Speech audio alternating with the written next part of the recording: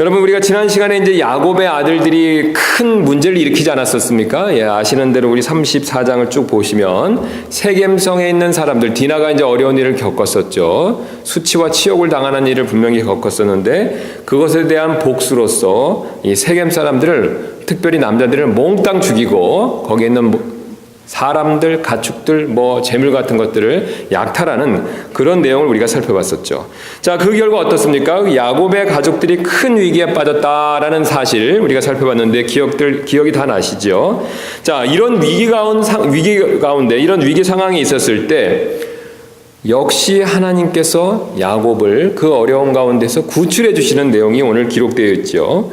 특별히 하나님께서 뭐라고 말씀하셨냐면 다른 방법을 쓰시는 것이 아니라 야곱에게 베델로 올라오라라고 이렇게 말씀하고 계시죠. 다른 방법이 아니라 야곱에게 베델로 올라오라 이렇게 말씀하십니다. 자, 그렇다면 왜 하나님께서는요 야곱에게 베델로 올라오라라고 그렇게 말씀하셨을까요? 그를 구출해주는 여러 가지 방법이 있겠지만 특별히 그 지도를 나중에 시간이 있으시면 한번 성경 지도 가지고 계신 분들은 지도를 보시면 세겜이 좀 더 베델보다는 북쪽에 있습니다. 그래서 세겜이 있고 세겜이 있고 그 남쪽으로 이제 베델이 있는데요. 그러니까 베델 위에 세겜이 있죠. 그래서 위치상으로는 분명히 북쪽이지만 지대가 이게 고지대이기 때문에 이렇게 올라오라라고 말씀을 합니다. 그러니까 밑으로 좀 내려오라는 뜻이 되겠죠. 남쪽으로 내려오지만 고지대니까 위로는 올라가게 돼 있죠. 자, 그럼 왜 하나님께서 이렇게 베델로 올라오라라고 말씀하실까라는 질문에 대해서 그 1절에 여기 힌트가 있지 않습니까? 하나님께서 그 이유를 1절에서 이렇게 설명하시는데요. 하나님께서 야곱에게 이르시되 일어나 베델로 올라가서 거기에 거하며 내가 내 형 에서의 얼굴을 피하여 도망하던 때에 내게 나타났던 하나님에게 거기서 제단을 쌓아라 하시니. 여러분, 좀 말씀이 좀 너무 길지 않습니까? 지금 이 앞에 수식어가 잔뜩 붙었는데 다 누구를 수식하고 있습니까? 하나님이죠. 예, 그러면 우리 생각으로는 그냥 하나님께서 나 하나님께 그냥 올라오라. 그러니까 베델로 올라와서 나 하나님께 제단을 쌓고 경배하라. 이렇게 말하면 참 쉬울 것 같은데 하나님 그렇게 말씀을 안 하고 계십니다. 뭐라고 말씀하고 계시냐면요. 내가 내 형 에서의 얼굴을 피하여 도망하던 때에 내게 나타났던 하나님. 어느 때입니까? 야곱이 가장 인생에서 힘들었을 때죠. 가장 어렵고 힘들었을 때 그때 내게 나타났던 하나님께 와서 경배하라는 거죠. 즉 야곱에게 과거 어려웠었을 때 은혜를 베풀어 주신 그 하나님께 와서 제단을 쌓아라라고 말씀하고 계십니다. 이게 무슨 뜻이 되겠습니까, 여러분? 하나님께서는 지금 야곱에게 하나님의 은혜를 기억하며 과거에 그 은혜를 베풀어 주셨던 그 하나님을 기억하는 것이 필요하다. 그 하나님을 기억하면서 경배하라라고 이렇게 말씀해주고 계시죠. 여기서 우리는 한 가지 오늘 중요한 사실을 배우게 되는데요. 어떤 것이냐면 우리는 사실 하나님의 은혜를 늘 잊지 말고 살 필요가 분명히 있습니다. 여러분, 그렇지 않습니까? 예, 사실 우리 이 야곱의 삶을 보면요. 사실 하나님의 은혜의 연속이었었죠. 우리 지금까지 살펴본 아브라함, 이삭 못지않게 야곱은 사실 많은 하나님의 은혜를 받았다라는 것을 우리가 지금까지 살펴봤었습니다. 이 야곱은 어떤 사람입니까, 여러분? 자신의 머리, 자신의 힘, 자신의 능력을 신뢰하는 사람이죠. 그래서 자신의 인생의 문제를 자신의 힘과 능력으로 돌파하고 해결하려고 애쓰는 그런 사람입니다. 지금으로 치면 우리가 표현한다면 상당히 목표 지향적인 그런 인물이 되죠. 자기가 어떤 걸 마음먹으면 어떻습니까? 그것을 해내기 위해서, 얻기 위해서 수단과 방법을 가리지 않죠. 그래서 심지어는 어떻습니까? 거짓말도 불사하지 않는 그런 사람이죠. 자, 그러나 그 야곱의 삶이요, 사실 어려움이 있었지만 지금까지 이렇게 복을 받고 잘 풀릴 수 있었던 것은 전적으로 그의 힘과 능력에서 나온 것이 아니었었죠. 우리 창세기는 지금까지 무엇을 우리에게 가르쳐 줬었습니까, 여러분? 사실 야곱이 그렇게 자기 깨와 자기 노력으로 많은 실수를 했음에도 불구하고 그때마다 하나님께서 무엇을 베풀어 주셨습니까? 은혜를 베풀어 주셨죠. 함께 해주시면서 그의 어려웠던 순간에 하나님의 은혜를 베풀어 주시면서 현재의 삶까지 그를 인도해 주셨다는 것이죠. 특별히 그가 어려울 때마다 매번 하나님께서 잊지 않고 은혜를 베풀어 주셨다라는 것을 우리에게 성경이 계속해서 그것을 보여주었었죠. 그래서 그 근거는 어떻습니까? 에서로부터 도망쳤었을 때 무사히 하란에 도착하고 그 다음에 세상 사람들이 봤었을 때는 우연 같지만 딱 누구를 만났습니까? 라헬을 만났었죠. 기억나시죠, 여러분? 예, 딱 우물가에서 라헬을 만났습니다. 또 그 엄청나게 책략이 많고 다른 사람을 이용해 먹는 것을 즐기는 그 라반 밑에서 어떻습니까? 잘못하면 무일푼으로 전혀 재산을 못 모으고 그렇게 나올 판이었는데 어떻습니까? 그 라반 밑에서도 은혜로 재산을 모을 수 있게 하나님께서 역사해 주셨죠. 특별히 지혜를 주셔서 하나님께서 천사를 통해서 지혜를 주셔서 그 라반 밑에서 은혜 가운데서 많은 재산을 그렇게 모을 수 있었다라는 것을 우리가 잘 알고 있습니다.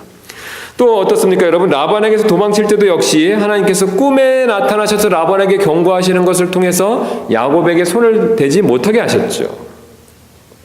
또 에서를 우리가 지지난 시간에 살펴봤던 것처럼 에서를 만났을 때도 어떻습니까? 하나님의 은혜로서 서로 이렇게 화목하게 하고 화해하게 하는 그런 일을 허락하셨죠.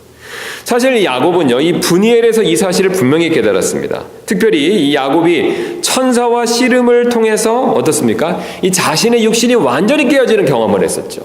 하나님의 천사가 그 야곱의 힘의 근원인 넓적다리를 탁 치자 어떻게 됐습니까? 예.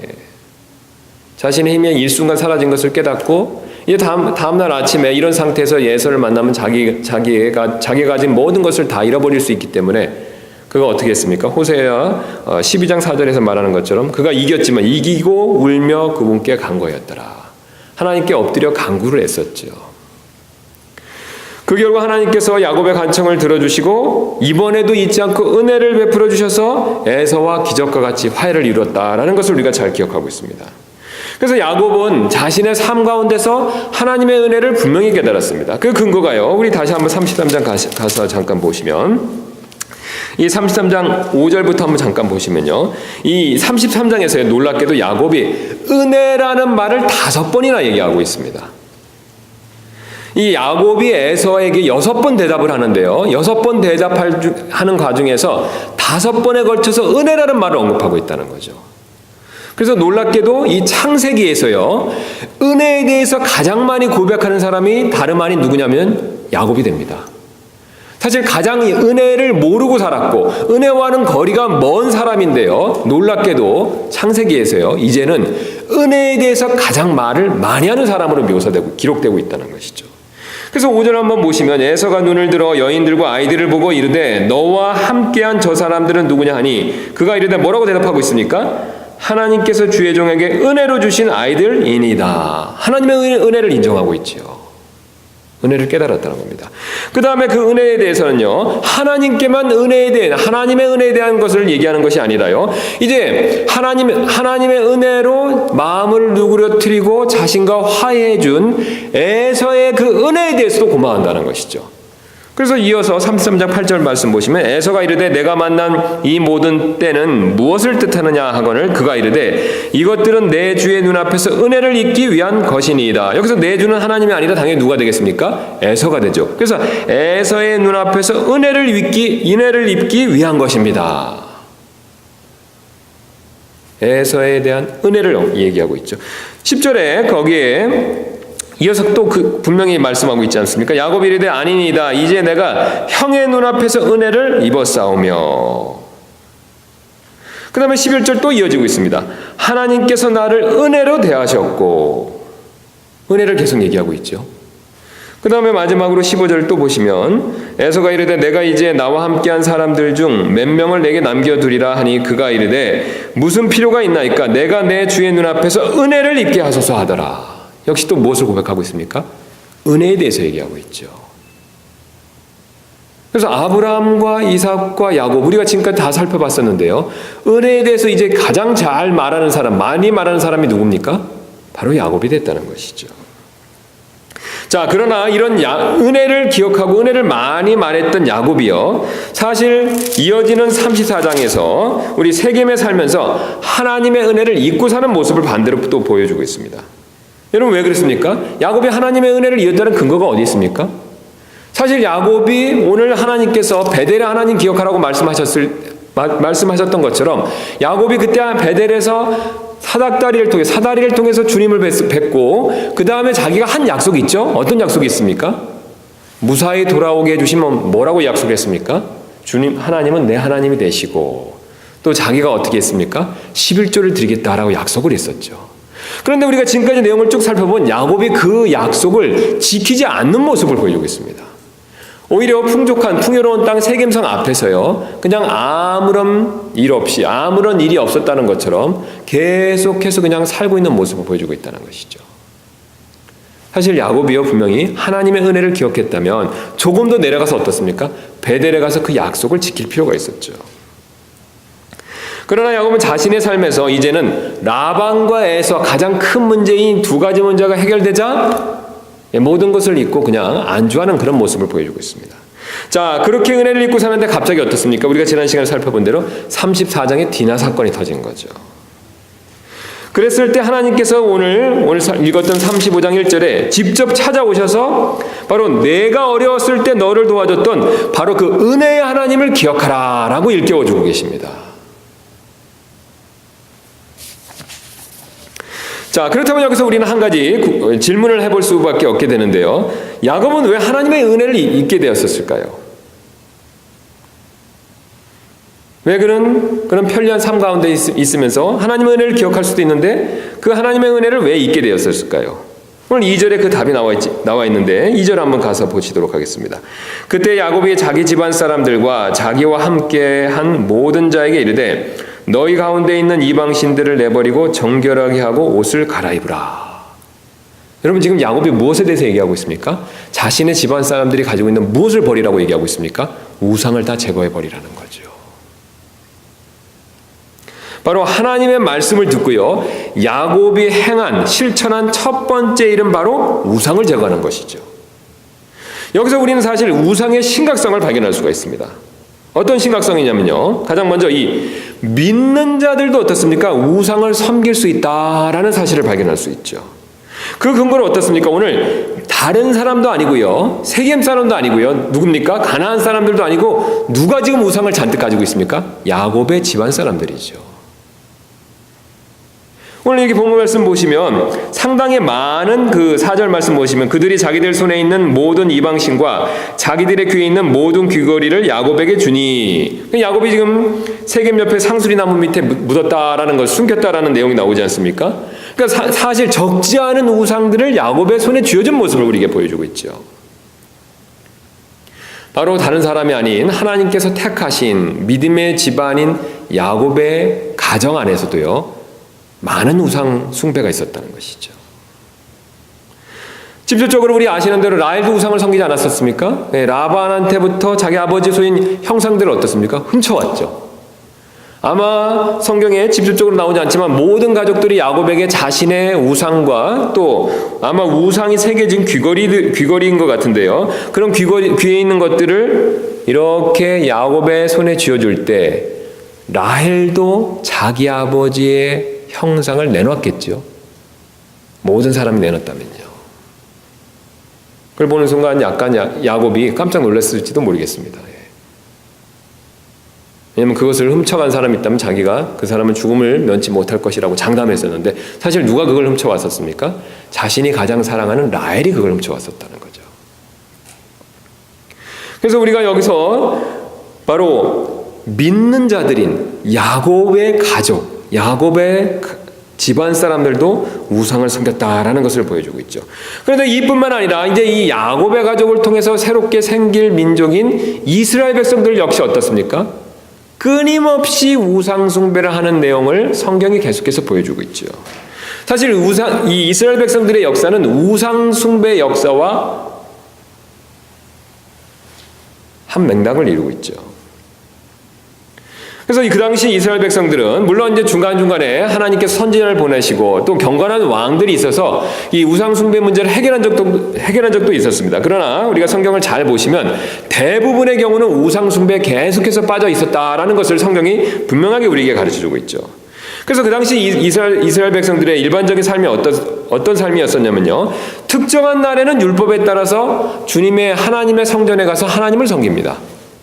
하나님께 희생물을 드리며 하나님을 경배했다는 것이죠. 그러나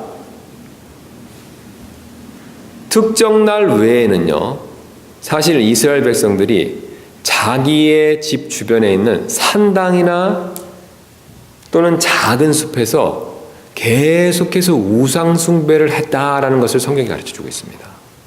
지금 우리로 치면 어떤 모습이 되냐면요, 주일날은 교회에 와서 예배드리고요, 그 다음에 주일이 아니고 그냥 자신이 평범하게 살았던 주중에 어떤 날들에는요, 자기가 원하는 우상들을 섬기는 그런 삶을 살았다는 것이죠. 심지어는 같은 날에 우상을 섬기고요, 그 다음에 주님의 성전에 가서, 주님의 전에 가서 하나님을 섬기는 일을 했다라는 것을 성경에 보여주고 있습니다. 그래서 이 에스겔서 한번 가서 보도록 하겠습니다. 에스겔서 가서 보시면 에스겔서 23장 36절부터 39절, 거기서 에스겔이 그 사실을 우리에게 분명히 보여주고 있습니다. 한번 가서 보시도록 하겠습니다. 23장 44절부터 36절부터 39절입니다. 이게 하나님께서 이제 이스라엘 백성들을 이제 두 자매로 이렇게 비유해서 말씀하시죠. 아홀라와 아홀리바라고 하는데, 아홀라는 이제 사마리아가 되고요, 아홀리바는 예루살렘이 됩니다. 그래서 하나님께서 이제 그 두 자매, 이제 이스라엘의 두 이제 국가가 되죠. 이제 사마리아하고 예루살렘, 이 두 자매에 대해서 다음과 같이 말씀하십니다.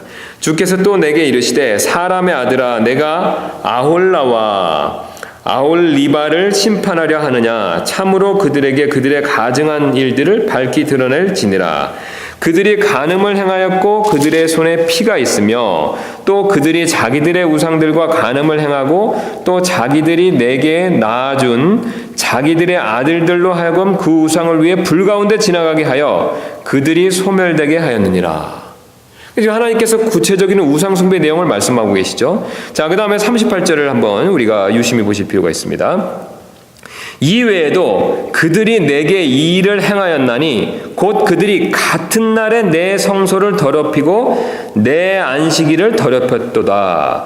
그들이 자기들의 자녀들을 죽여 자기들의 우상들에게 바치고는 바로 그날에 내 성소로 들어와 그것을 더럽혔나니 보라, 그들이 내 집의 한가운데서 이와 같이 행하였도다. 여러분, 무엇을 말씀하고 있습니까? 이 우상들에게 자신의 자녀들을 바치는 일을 하고요, 그것도 바로 그날 어떤 일을 했다라고 말씀하고 계십니까? 성소에 와서 하나님한테 경배하는 일을 했다는 거죠. 여러분, 이스라엘 백성들의 문제점이 여기 있습니다. 우리가 성경을 유심히 보시지 않으면요, 이스라엘 백성들이 하나님을 섬기다가 우상을 섬기고 또 우상을 섬길 땐 하나님을 안 섬긴 것 같은데 절대로 그렇지 않습니다. 그들은요, 분명히 하나님을 섬김과 동시에 우상을 같이 섬겼다는 것이죠. 여기에 문제점이 있습니다. 하나님과 우상을 동시에 섬겼다는 거죠. 하나님께서는 이 하나님과 우상을 동시에 섬긴 이 모습에 대해서요, 크게 분노하시면서 그것을 이해하기 쉽게 간음에 비유하신다는 거죠. 성적인 죄인 간음죄에 비유해서 말씀하십니다. 그래서 밑으로 내려가시면 그것은 이제 앞에서도 이제 간음을 행했다라는 내용이 37절에 나오지 않습니까? 더 자세히 밑에서 44절부터 이렇게 말씀하시는데요. 그럼에도 그들이 창녀짓을 행하는 여인에게로 들어가듯 그녀에게로 들어갔으니 이처럼 그들이 음탕한 여인 아홀라와 아홀리바에게 들어갔도다. 그 다음에 이렇게 말씀하시죠. 그런즉 의로운 자들 곧 그들이 간음하는 여자들을 다루는 관례대로 그들을 심판하며 피를 흘리는 여자들을 다루는 관례대로 심판하리니 이는 그들이 간음하는 여자들이기 때문이요 그들의 손에 피가 있기 때문이라. 그 다음에 우리가 시간을 절약하기 위해서 그 밑으로 내려가셔서 49절 말씀 한번 보도록 하겠습니다. 그들이 너희의 음탕한 행위를 너희에게 보응하리니 너희가 너희 우상들로 인한 죄들을 담당할 것이요 내가 주 하나님인 줄을 너희가 알리라 하시니라. 지금 이 우상 숭배한 자를 꼭 무엇에 비유해서 말씀하고 계십니까? 간음죄와 행음한 죄, 음탕한 짓이라고 말씀하시죠. 왜 이렇게 말씀하시냐면요, 우리가 여러분 간음죄라는 것은 어느 때만 성립되냐면 남편과 아내, 이 배우자 간에 이혼하지 않고 부부관계를 유지하는 상황에서 어떻습니까? 한쪽 배우자를 외면하고 다른 사람, 다른 남자나 여자를 사랑할 때 성립되는 죄이지 않습니까? 이혼한 상태가 아니라는 거죠. 여전히 부부지만 어떻습니까? 부부의 상태를 유지하면서 다른 사람을 만났을 때, 다른 사람과 관계를 맺었을 때 그걸 간음이라고 부르지요. 하나님이 정확히 이 사실을 말씀하고 계십니다. 이스라엘 백성들은요, 하나님을 성소에 가서 섬김과 동시에 자신의 산당과 숲을 만들어 놓고 우상을 섬겼다는 것이죠. 이스라엘 백성도 하나님과 우상을 동시에 섬겼다면요, 여러분 사실 우리 그리스도인들도 예외가 아닐 수가 있죠. 그래서 성경은 이 그리스도인들조차도 우상을 섬길 수 있다라는 것을 경고하고 있습니다. 그 대표적으로 요한일서 5장 21절 이렇게 말씀하시는데요. 어린 자녀들아 너희 자신을 지켜 우상들을 멀리하라. 요한서신서 요한이 5장 21절에 이렇게 분명히 말씀하십니다. 너희 자신을 지켜 우상들을 멀리하라.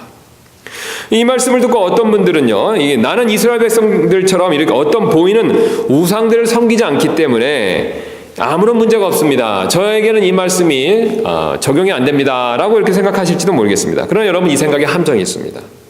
우리가 신구약 성경을 유심히 보시면요, 이 성경은 무엇이든지 다 우상이 될 수 있다라는 것을 경고하고 계십니다.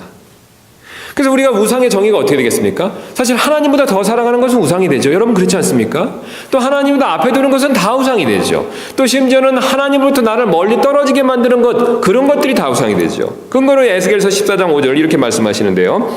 이것은 이스라엘의 집이 다 그들의 우상들로 말미암아 나와 사이가 멀어졌으므로 내가 그들의 마음 상태대로 그들을 취하고자 함이라. 우상으로 인해서 마음이 멀어졌다라고 주님이 분명히 말씀하고 계십니다. 우상은 그런 특징을 갖고 있습니다. 하나님으로부터 마음을 멀어지게 만든다는 거죠. 하나님으로부터 마음을 빼앗는다는 것이죠. 우리가 이 사실을 그대로 인정한다면요, 사실 우상은요 무엇이든지 다 될 수가 있습니다.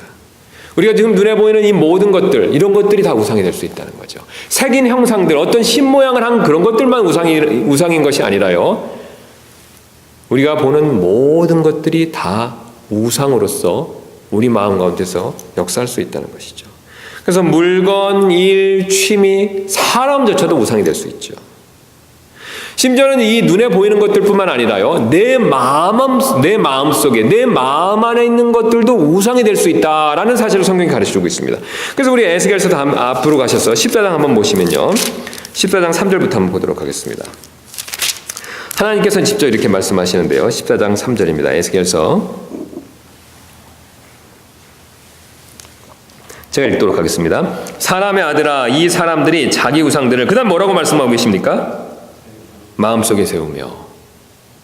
이 겉에 보이는 새긴 형상을 말씀하시는 것이 아니라는 거죠. 그거보다 더 근원적으로 우상이요, 이스라엘 백성들의 우상이 어디로부터 출발했다는 겁니까? 마음속에부터 세우는 일이 있었다는 것이죠.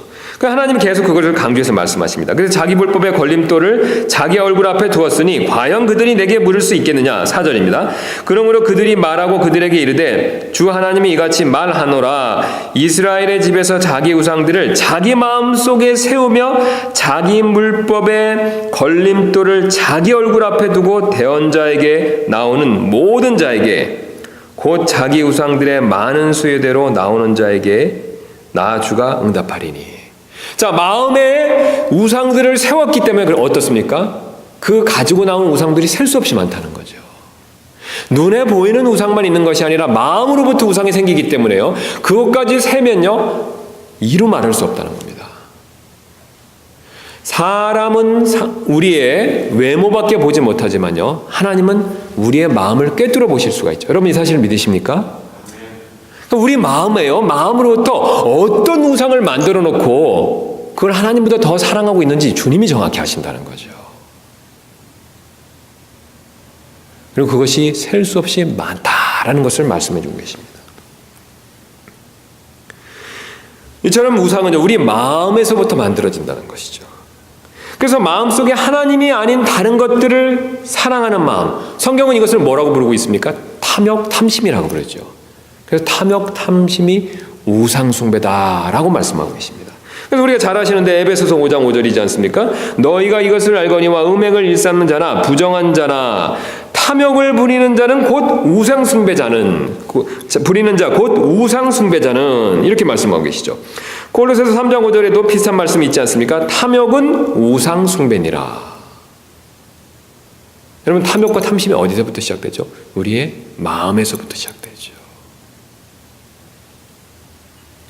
그래서 디모데전서 6장 10절에서 경고하는 것처럼 이 마음속으로요, 돈을 사랑하면 그것이 무엇이 되겠습니까? 그것이 우상 숭배가 된다는 것이죠. 우리 디모데전서 6장 10절을 한번 가서 잠깐 확인해 보도록 하겠습니다. 6장 10절입니다. 우리 잘 아시는 말씀인데, 우리가 이 원리에서 입각해 보면요, 돈을 사랑하는 마음, 그것이 우상 숭배가 될 수 있다라는 것을 분명하게 우리가 알 수가 있죠. 6장 10절입니다. 자, 우리가 6장 6절부터 한번 읽도록 하겠습니다. 그러나 만족하면서 하나님을, 디모데전서 6장 6절입니다. 그러나 만족하면서 하나님을 따르는 것은 큰 이득이 되느니라. 우리가 이 세상에 아무것도 가지고 오지 아니하였은즉 아무것도 가지고 가지 못할 것이 확실하니 먹을 것과 입을 것이 있은즉 우리가 그것으로 만족할 것이니라. 그러나 부유하게 되고자 하는 자들은 사람들을 파멸과 멸망에 빠지게 하는 시험과 올무와 여러 가지 어리석고 해로운 욕심에 떨어지느니라. 10절입니다. 돈을 사랑함이 모든 악의 뿌리이니 어떤 자들이 돈을 탐내다가 믿음에서 떠나 잘못하고 많은 고통으로 자기를 찔러 꿰뚫었도다. 여러분, 여기 10절 말씀 보시면 돈이 모든 악의 뿌리다라고 말씀하고 계시지 않죠? 정확하게 뭐라고 말씀하고 계십니까? 예, 돈을 사랑함이 모든 악의 뿌리라는 거죠.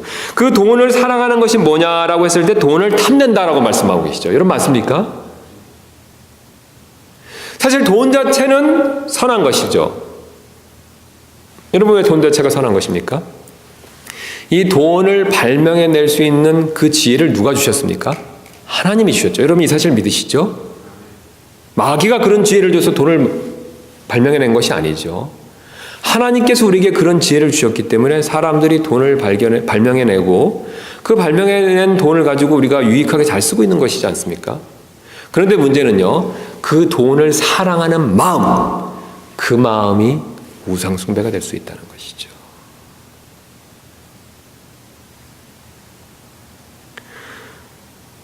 그래서 하나님보다 돈을 더 숭배하면 그것이 우상 숭배가 됩니다. 그런데 여러분, 문제는요, 우리가 앞에서 살펴봤던 이스라엘 백성들처럼요, 하나님을 섬깁니다. 하나님을 섬기면서 그와 동시에 돈을 섬길 수도 있다는 것이죠. 여러분, 그 사실을 인정하십니까? 이스라엘 백성은 하나님을 성전에서 섬기는 것과 동시에 우상을 섬겼습니다. 우리 역시 마찬가지라는 거죠. 우리가 하나님 구원받고 하나님을 섬기는 것과 동시에요, 돈에 대한 사랑을 가질 수가 있습니다. 물론 우리가 직접적으로 돈을 섬긴다라는 말을 하진 않죠. 그러나 하나님을 신뢰하면서 동시에 마음속으로 은근히 돈을 신뢰하는 그런 마음이 우리에게 있다면요, 오늘 주님께서는 그것이 우상 숭배가 될 수 있다라고 말씀하고 계시죠. 여러분, 사람은 속일 수 있어도 하나님은 속일 수가 없습니다. 주님은 우리의 마음을 정확하게 보고 계시죠. 예수님께서 우리의 이런 마음을 잘 아시고 이렇게 말씀하신 적이 있지 않습니까? 마태복음 6장 24절입니다. 아무도 두 주인을 섬길 수 없나니 이는 그가 한 주인을 미워하고 다른 주인을 사랑하거나 혹은 한 주인을 떠받들고 다른 주인을 없이 여길 것이기 때문이라. 너희가 하나님과 만몬을 겸하여 섬길 수 없느니라. 겸하여 섬길 수 있기 때문에 그렇게 하지 말라고 말씀하시는 거죠. 사실 우리가 이런 말씀을, 예수님의 말씀을 어기고 하나님과 만몬을 은근히 이렇게 섬기고 있다면요, 오히려 사실 이런 재정적인 어려움이 왔었을 때 쉽게 염려와 근심과 걱정에 빠질 수가 있습니다. 그래서 예수님께서는요, 오늘 6장, 마태복음 6장 24절에서 말씀하시고 그 다음에 그 유명한, 우리가 잘 아시는 대로 염려하지 말라는 그 권면의 말씀을 해주십니다. 뭐라고 말씀하시냐면 6장 25절에요. 그러므로 내가 너에게 이르노니 너희 생명을 위해 너희가 무엇을 먹을까 혹은 무엇을 마실까, 너희 몸을 위해 너희가 무엇을 입을까 염려하지 말라는 것이죠. 여러분, 사실 하나님을 섬기는 자는 온전하게 섬기면 주님께서 우리에게 그 염려의 문제로부터 지켜주시죠. 여러분 이 사실을 믿으시죠? 그러나 우리가 하나님을 섬기면서 은근히 예수님의 경고처럼요, 만몬, 이 재물을 살짝이라도 섬기고 있으면요, 이 마음이 나눠집니다. 마음이 나눠진 상태에서는 어떻습니까? 주님을 온전히 신뢰할 수가 없죠. 그럼 주님을 온전히 신뢰할 수 없기 때문에 주님은 지금 우리에게 주님의 화평과 평안을 주시기를 원하시는데 그것을 우리가 선물로 받을 수가 없습니다. 그래서요, 우상 숭배는 필연코 걱정과 염려와 근심에 빠질 수밖에 없죠. 그래서 우리 디모데전서 6장 10절에 이렇게 말씀하고 있지 않습니까? 돈을 사랑함이 모든 악의 뿌리이니 어쩐 자들이 돈을 탐내다가 믿음에서 떠나 잘못하고 많은 고통으로 자기를 찔러 꿰뚫었도다. 이 돈을 사랑하는 마음, 우상 숭배의 마음이 있으면요, 믿음에서 자연스럽게 떠난다는 겁니다. 그럼 자연스럽게 떠나면 돈 문제가 생기면 어떻게 되겠습니까? 염려, 근심, 걱정으로 자기를 찌른다는 거죠. 고통에 자기를 찌른다는 겁니다. 주님은 사실 우리에게 때때로 우리의 믿음을 위해서 어려움을 허락하실 때가 있지만 그 어려움을 가지고 염려하고 근심하고 걱정하기를, 그런 마음을 갖기를 원치 않으십니다. 여러분 이 사실 믿으십니까? 오히려 그런 염려되는 어려운 상황 가운데서 주님을 의지함으로 바로 예수님이 누리셨던, 사도들이 누렸던, 우리 믿음의 선진들이 누렸던 하나님의 평강, 이거를 선물로 받고 누리기를 원하신다는 것이죠. 여러분 그러나 우리가요, 은근히 우상을 섬기고 있으면 하나님께로부터 이 선물을 받을 수가 없습니다. 그러므로 만약 우리가요, 지금 재정의 문제로 염려하고 있다면요, 괴로워하고 있다면요, 고통을 느끼고 있다면 내가 지금 하나님을 의지하면서도 은근히 살짝은 이 재물을 우상으로 지금 의지하고 있는 것은 아닌지 곰곰이 잘 자기 자신에 대해서 생각해 볼 필요가 있습니다. 오늘 야곱도 본문으로 돌아가셔서 야곱도요, 물질이 많아지자 어느새 물질을 은근히 그렇게 의지하는 모습을 보여주고 있죠. 그 근거로 우리 다시 한번 본문을 가서 보시면요, 우리 지난번에 살펴본 것처럼 시몬과 레이가 어땠습니까? 큰 사고를 쳤죠. 큰 문제를 일으켰습니다.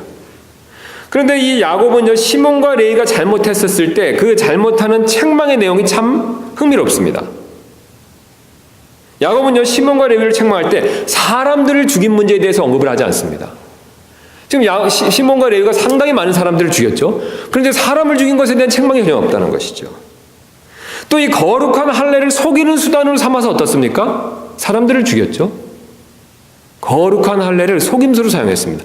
그것에 대해서 책망하는 내용도 없다는 것이죠. 또 그들이 우리가 지난 시간에 살펴본 것처럼 이 절제하지 못하는 불같은 성격, 그걸 나무라는 말도 하지 않습니다. 반대로 자신과 자신의 재물이 사라지는 것에만 염려하는 모습을 보여주고 있죠. 그래서 34장 우리 10절 말씀 34장 우리 보시면 맨 마지막에 30절에 이렇게 말씀하고 있죠. 야곱이 시몬과 레위에게 이르되 너희가 나를 괴롭게 하여 나로 하여금 이 땅의 거주민들 가운데서 곧 가나안 족속과 브리스 족속 가운데서 악취를 내게 하였도다. 나는 수가 적은즉 그들이 나를 치려고 함께 모여서 나를 죽이리니. 그 다음 뭐라고 얘기하고 있습니까? 그리하면 나와 내 집이 멸망하리라. 무엇에만 관심이 있습니까, 여러분? 그렇죠. 자기와 자기 집안이 망하는 것만 관심이 있죠. 쉬운 예로요, 만약에 제 아들이 어떤 사람을 다치게 했습니다. 많은 사람들을 다치게 했고 중상을 입혔는데요. 그 소식을 제가 그 소식을 듣고 제가 첫 마디로 아이고 나는 이제 보상금 다 물어주면 망했다, 이렇게 얘기하면 여러분들이 무슨 생각 드시겠습니까? 아유, 목사님은 사람은 관심 없고 돈에만 관심이 있으시구나, 자기 재산에만 관심이 있으시구나 라는 생각이 드시겠죠. 오늘 야곱이 바로 그런 모습을 보여주고 있습니다. 많은 사람을 죽여놓고요, 아들들이 그렇게 큰 잘못을 했는데도요, 그것에 대한 언급이 없습니다. 자기 집안이 망하게 되었다. 여러분 이것은 무엇을 보여주고 있습니까? 야곱이 은근히 자기 재산을 신뢰하고 의지하는 모습을 보여주고 있다는 것이죠. 사실 야곱은요, 절대로 망할 수가 없습니다. 여러분 그렇지 않습니까? 하나님의 약속을 받은 사람이고 믿음의 믿음의 사람이기 때문에 결코 망할 수가 없죠. 그런데 이 순간만큼은 야곱의 믿음이 흔들렸습니다. 여러분 왜 흔들렸습니까? 하나님도 믿었지만요, 자기 재산도 은근히 믿는 마음이 있으니까 마음이 하나가 될 수가 없죠. 그러니 하나님의 약속을 온전히 신뢰할 수가 없겠죠. 그러니 두려움이 생기고 근심, 걱정이 생길 수밖에 없다는 것이죠. 우리가 앞에 살펴봤던 디모데전서 6장 10절 말씀처럼 염려와 걱정이 자기 자신을 꿰뚫어 버린 것이죠. 여러분, 사실 우리 역시 마찬가지가 됩니다.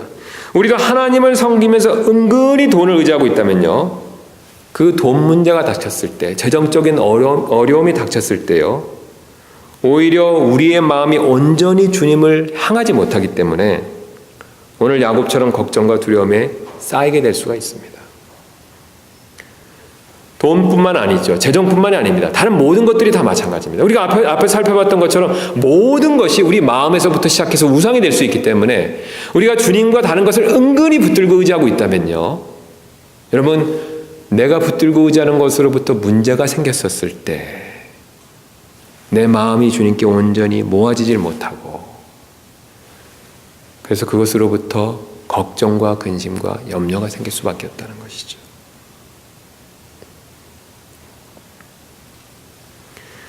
내 배우자나 내 자녀를 사랑하고 귀하게 여기는 것이 필요하지만요, 사실 하나님보다 앞에 두면 우상이 됩니다. 그리고 그런 것이 우상이 되어버리면요, 배우자나 자녀에 의해서 문제가 생겼을 때 걱정과 근심에 빠질 수밖에 없다는 것이죠. 오늘 하나님께서는 야곱에게 이 사실을 알려주신 것이죠. 그래서 하나님께서는요, 그가 부유해지기 전에, 지금처럼 완전히 이렇게 물질적으로 풍부하기 전에 아무것도 없었을 때, 단지 지팡이만 들고 갔었던 그 시절, 아무것도 없던 야곱이 온전히 신뢰했던 그 주님만 다시 한번 그 주님을 기억하고 생각하라고 권면하고 계시다는 것이죠. 여러분, 사실 야곱이 지팡이만 가지고 왔었을 때 믿고 의지할 분은 누구밖에 없었겠습니까? 그때는 재물이 없으니까 누구만 의지했겠습니까? 주님이죠. 근데 그가 그 주님도 여전히 신뢰하고 믿지만 자기가 가진 것도 은근히 그것을 신뢰했다는 것이죠. 그래서 우리가 신약의 표현대로 하면 처음 사랑으로 돌아가라고 주님 말씀해 주시는 겁니다. 즉, 재물과 주님을 함께 섬겼던 그런 신앙 말고 처음에 주님만 섬겼던 그 신앙으로 돌아가라고 말씀하고 계시다는 것이죠. 사실 우리가 구원받고 우리가 주님을 처음 뜨겁게 사랑하고 주님만을 위해서 내가 최선을 다하고 모든 것을 다 바쳐야 되겠다라고 그렇게 마음 먹으신 적이 분명히 있으실 겁니다. 여러분, 그런 경험 있으시죠? 처음 구원받고 나서요. 그러다 여러분 어떻습니까? 하나님께서 여러 가지 면에서 우리에게 은혜를 베풀어 주시고 복을 주셨었을 때 나도 모르게 주님도 섬기지만 그런 것들을 때때로 섬길 때가 있었다는 것이죠. 여러분, 그럴 때 주님께서 오늘 우리에게 이렇게 말씀해 주고 계십니다. 처음 사랑으로 돌아가라는 것이죠. 오직 주님만 온전히 붙들고 의지했던 그 처음의 신앙으로 돌아가라는 것이죠. 사실 주님께서는 이를 깨닫게 해주시기 위해서 지난번에 우리가 살펴봤던 디나의 사건을 막아주실 수도 있었습니다. 그렇죠? 예, 하나님께서 뭐가 어려우시겠습니까? 막아주실 수가 있는데 이 디나의 사건이 뜻하지 않게 되게 커지지 않았습니까? 그걸 막아주실 수도 있었습니다. 그런데 사실 하나님께서는요, 야곱에게 이것을 가르쳐 주시기 위해서 이것을 막아주실 수도 있지만 하나님의 섭리 가운데서 허락하셨다는 것이죠. 그래서 이 점을 깨닫게 도와주셨다는 뜻이 되겠습니다. 여러분, 사실 우리도 마찬가지가 됩니다. 우리의 삶에 혹시 어떤 어려움이 계십니까? 여러분의 삶에 혹시 어떤 어려움이 있으십니까? 그렇다면 오늘 말씀에 근거해서 주님께서 내 마음에 어떤 우상이 있는지 살펴보라고 그 어려움을 허락하셨을 수도 있다는 것이죠.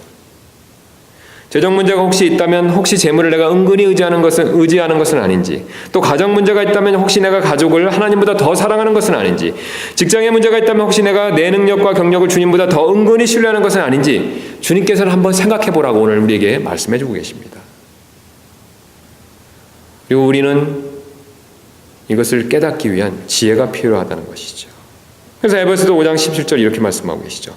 그러므로 너희는 지혜 없는 자가 되지 말고 오직 주의 뜻이 무엇인지 이해하라. 주님은 우리 삶 가운데서 어려움을 허락하시는 여러 가지 이유 중에 하나가 된다는 것입니다. 나도 모르게 우상으로서 내가 섬기고 있는 것은 아닌지. 만약에 지금 내 어려움이 그런 어려움이라면요, 정말 그런 것이 맞는지 주님께 지혜를 구할 필요가 있습니다. 주님께 가르쳐달라고 우리가 간구할 필요가 있다는 것이죠. 오늘 야곱은요, 이를 깨달았습니다. 그래서 그것을 깨닫고 즉시로 어떤 행동을 보여줬습니까? 자신의 집안에 있는 모든 우상들을 제거해버려라 라고 단호하게 그런 조치를 내렸죠. 여러분, 그랬을 때 어떤 결과가 있었습니까? 그 자신과요, 그 자신의 가족들이 가지고 있는 모든 우상들을 제거해버리자 어떤 일이 벌어졌습니까? 5절 한번 가서 보도록 하겠습니다. 그들이 이동할 때 그들의 사방 도시들 위에 하나님의 두려움이 임함으로 그들이 야곱의 아들들을 추격하지 못하였더라. 하나님께서 보호해 주신 것이죠. 하나님께서 역사해 주신 것이죠. 하나님께서 함께 해 주신 것이죠. 주님께서 야곱의 마음을 받으신 것입니다. 마틴 루터가 이런 말을 한 적이 있었습니다. 당신의 마음이 붙들려고 하고 있는 것이 바로 당신의 신이 됩니다. 우리 마틴 루터는 사실 어떻습니까? 천주교의 우상숭배, 우상숭배 제일 많이 한 천주교와 이 싸움에서 승리한 사람이지 않습니까? 우상에 대해서 누구보다도 잘하는 사람이죠. 그가 이런 말을 했다는 것이죠. 우리의 마음이 붙들려고 하는 것이 바로 우리의 신이 된다는 것이죠. 여러분, 루터의 지적처럼요, 우리의 마음에 혹시 하나님이 아닌 어떤 것, 돈이나 명예나 지식이나 취미나 그 다른 어떤 것들을 붙들고 있다면요, 오늘 우리는 야곱처럼요, 과감하게 그것을 버릴 필요가 있습니다. 또 우리 가족 간에 그런 것이 발견된다면요, 그런 것들을 과감하게 버리도록 권면할 필요가 있다는 것이죠. 오늘 야곱은 가장으로서 아주 훌륭한 역할을 했습니다. 지난 시간에는 가장으로서 올바른 역할을 잘 못했지만 오늘은 분명하게 하나님 앞에서 가장으로서 훌륭한 역할을 했다는 것이죠. 오늘 우리가 야곱처럼 그렇게 행동할 때, 단호하게 우리의 우상들을 내려놓았었을 때, 오늘 주님은 야곱과 함께 해주셨던 것처럼 또 우리와 함께 해주실 것입니다. 또 야곱의 문제를 해결해 주셨던 것처럼 우리의 문제를 해결해 주실 것입니다. 이를 믿고 야곱처럼 과감하게, 만약에 우리 마음 안에 그런 어떤 우상들이 있는 것을 주님이 가르쳐 주셨다면 그것을 버리시는 저와 여러분들 되시기를 주님의 이름으로 소원합니다. 우리 잠깐 기도하는 시간 좀 갖도록 하겠습니다. 이 시간에 우리 마음이 주님만 의지하는 것이 아니라 다른 것들에 붙들려 있는 것이 아닌지, 그런 것이 있는지 혹시 우리 생각해보는 시간을 잠깐 갖도록 하겠습니다. 그런 것이 있다고 만약에 주님이 가르쳐 주신다면 우리가 그런 것을 버릴 수 있게 해달라고 우리 주님께 간청하는 시간 좀 갖도록 하겠습니다.